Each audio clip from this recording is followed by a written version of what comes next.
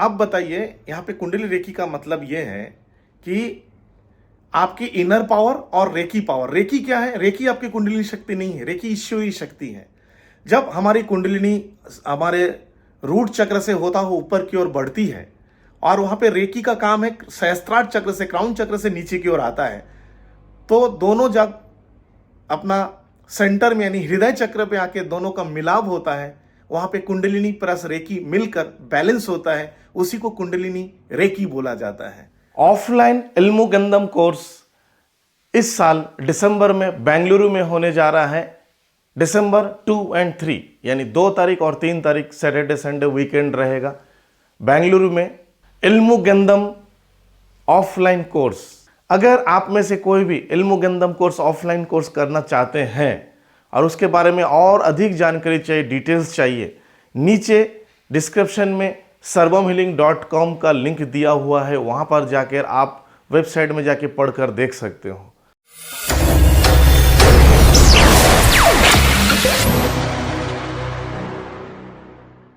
ओम स्वस्ति अस्तु, नमस्कार, सत श्री अकाल। आज एक सवाल मेरे पास आया है। गुरु रविशंकर जी ने बोला था कि फोर्सफुली कुंडलिनी जागरण करना अच्छा नहीं है, बोला था। नॉर्मली योग प्रैक्टिस के द्वारा करना सही बोले थे। क्या कुंडलिनी रेकी करने से कुछ गलत हो सकता है? आइए इस सवाल का जवाब देते हैं। देखिए, श्री श्री रविशंकर जी का मैं आदर करता हूं, बहुत अच्छे इंसान है। वो अपने समझ के हिसाब से उन्होंने इस चीज को बोला है, बट मैं एज ए रेकी मास्टर और एज ए कुंडली रेकी मास्टर मैं आपको कुछ चीजें दूसरा बताना चाहता हूं। कुंडली एक्चुअली कुंडली साइंस है क्या, ये पहले आपको समझना होगा। यहां पे इस वीडियो में बहुत ज्यादा लंबाई में नहीं जाऊंगा, बस छोटा सा जितना मैंने समझा रेकी के माध्यम से मैं उस बात को आपके सामने प्रस्तुत करने जा रहा हूं। कुंडलिनी शक्ति हर इंसान के यानी हर जीवित प्राणी के भीतर कुंडलिनी शक्ति है। कुंडलिनी हमारी अंतरिम शक्ति होती है, अपनी भीतर की शक्ति, इनर पावर होती है कुंडलिनी, जो कि योगा, प्राणायाम, ध्यान इत्यादि करने से ऑटोमेटिक जागृति होती है स्वचालित रूप से। लेकिन आज के डेट में आए दिन इसके बारे में बहुत सारे ऐसे बातें भी बताया जा रहे हैं जिससे लोग घबरा भी जाते हैं। लेकिन मैं आपको बताता हूं, जो हमारे 7 मेजर चक्रास है, अगर हमारे शरीर में चक्रास आप देखोगे तो एक्चुअली 112 चक्रास है, 112 और 2 एक ऊपर और एक नीचे, ये टोटल 114 चक्रा का खेल है, जिसमें 7 मेजर चक्रास होते हैं। और ये 7 मेजर चक्रास जब बैलेंस होगा किसी भी माध्यम से, चाहे आप योगा करें, आप मेडिटेशंस करें, प्राणायाम करें और कुछ भी वृद्धि करें, जब बैलेंस होता है उसी को कुंडलिनी जागरण बोला जाता है। जब कुंडलिनी सिकुड़ा हुआ रहता है तो वो कुंडलिनी जागरण नहीं बोला जाता है, कुंडली सोई हुई है या डिसबैलेंस होता है। और उसी समय किसी के कुंडलिनी ओवर एक्टिवेट होता है तो वो भी डिसबैलेंस होता है। जैसे आप सोच लो कि एक साइकिल है, एक 2 पहिया वाहन है सोच लो, और जिसका एक टायर ठीक है और दूसरा टायर थोड़ा सा टेढ़ा मेढ़ा हो गया है या कुछ बड़ा हो गया है, कोई जगह फूल गया है, तो क्या वो साइकिल या वो वाहन ठीक से चल पाएगा? नहीं चल पाएगा ना। दोनों पहिए का अपना समतल लेवल होना चाहिए, बराबर, उसी को बैलेंसिंग बोला जाता है, स्मूथली चले। तो हमारी कुंडलिनी शक्ति हमारी बॉडी, हमारी प्राण ऊर्जा के साथ में एक स्मूथली हमारे लाइफ को आगे ले जाता है। ठीक है, जब भी हम लोग टेंशन होते हैं या गुस्सा करते हैं, तब हमारी कुंडली तुरंत अपनी आकार चेंज कर लेता, शेप चेंज कर लेता है। हमारे चिंताओं से कुंडली पे इफेक्ट पड़ता है, हमारे सोच से, इंटेंशन से, खराब चिंता से कुंडली खराब होता है, अच्छे चिंता से कुंडलिनी अच्छा होता है। तो यह है कुंडलिनी शक्ति।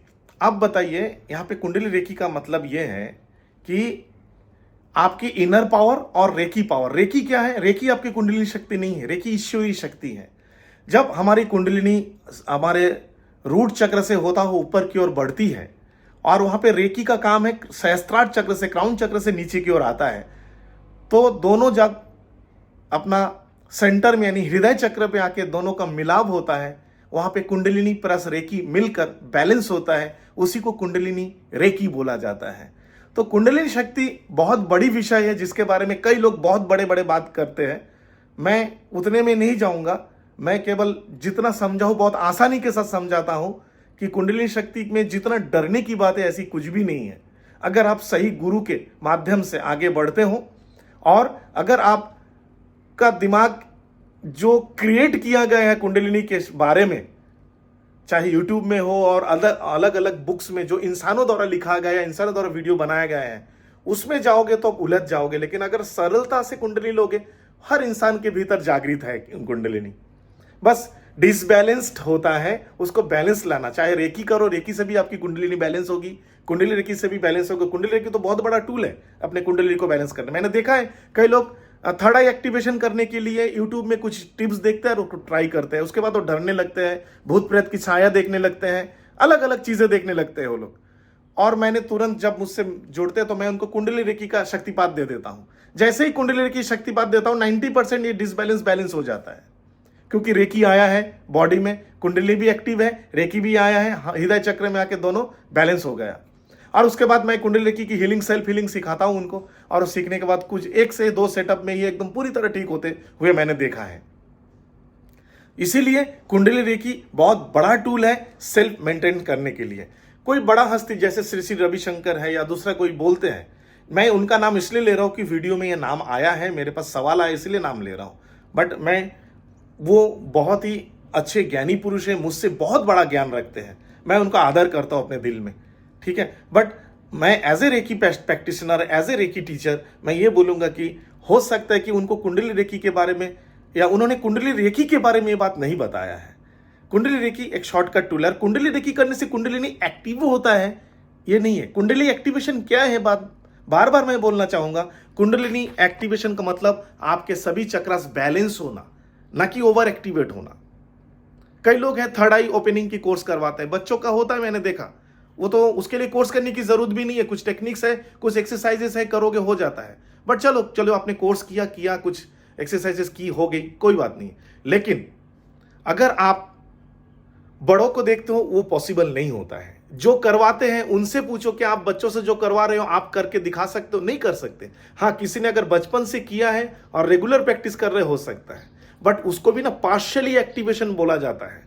अगर आप स्कैन करोगे उसके थर्ड आई पार्शियली एक्टिवेट है, बाकी चक्रस उतना एक्टिवेट नहीं है। एक्चुअली वो भी एक डिसबैलेंस का ही मात्रा होता है। इसीलिए आपको ऐसे स्पिरिचुअल हीलिंग प्रोसेस में जाओगे। एक्चुअली क्या होता है, भारत में क्या है कि तंत्र मंत्र विद्याओं और एस्ट्रोलॉजी को ज्यादा मान्यता प्राप्त है। ये जो एनर्जी थेरेपी विलुप्त हो चुका है, जबकि भारत में ही ये चीजें थी।